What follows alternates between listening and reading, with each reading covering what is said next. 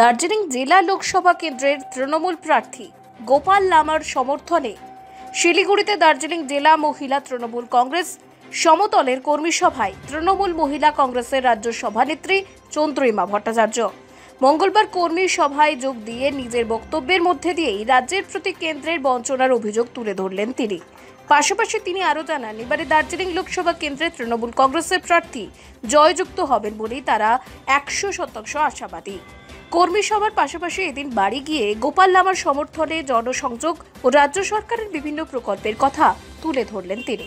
27 March আমাদের রাজ্যের যে তৃণমূল কংগ্রেসের ভবন, সেই ভবন কলকাতায় রাজ্য যত সদস্যরা রয়েছেন বিভিন্ন পদে তারা এবং জেলা সভানেত্রীরা বসে সিদ্ধান্ত হয়েছে আমাদের 3 ধরনের কর্মসূচি হবে। একটা হচ্ছে বুথে বুথে মেয়েদের যেতে হবে, কারণ বুথে মেয়েরাই যেতে পারে, মেয়েরাই যাবে এবং সেই হিসেবে মেয়েরা ধরুন একটা বুথ, সেই বুথে 1000 থেকে 1200 যদি ভোটার থাকে তাহলে 200 মতন বাড়ি থাকবে, যদি গড়ে 200 মতো বাড়ি সেখানে থাকবে। তো এই 200 মতন বাড়িতে মেয়েদেরই প্রত্যেকটা বুথে ঘুরতে হবে, তার জন্য টিম করে দিতে হবে। আমি এই জেলার সভানেত্রীকে বলবো যে এই টিমটা কিন্তু খুব গুরুত্বপূর্ণ ভাবে করে দিতে হবে।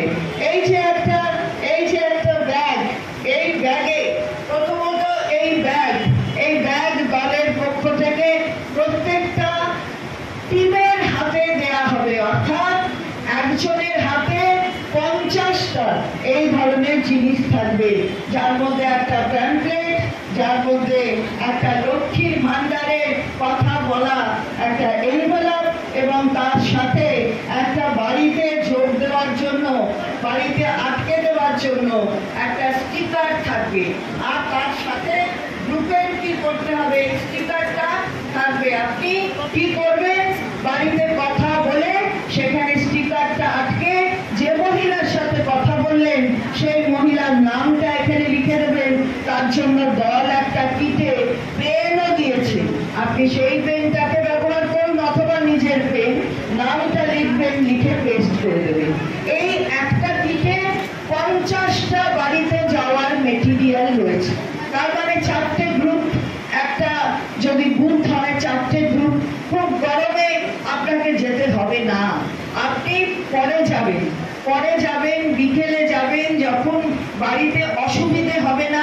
সেটা আপনার থেকে ভালো কেউ বোঝে না, কারণ আপনার বাড়ি আপনি চালান, ফলে বাড়িতে কে আসলে কখন সুবিধা কখন অসুবিধা সেটা আপনারা বুঝে যাবেন। অনেকে মিলে যাবেন না, 4-5 জন মিলে যাবেন, 3-4 জন মিলে যাবেন, যাতে সেই মহিলার সাথে আপনি কথা বলতে পারেন।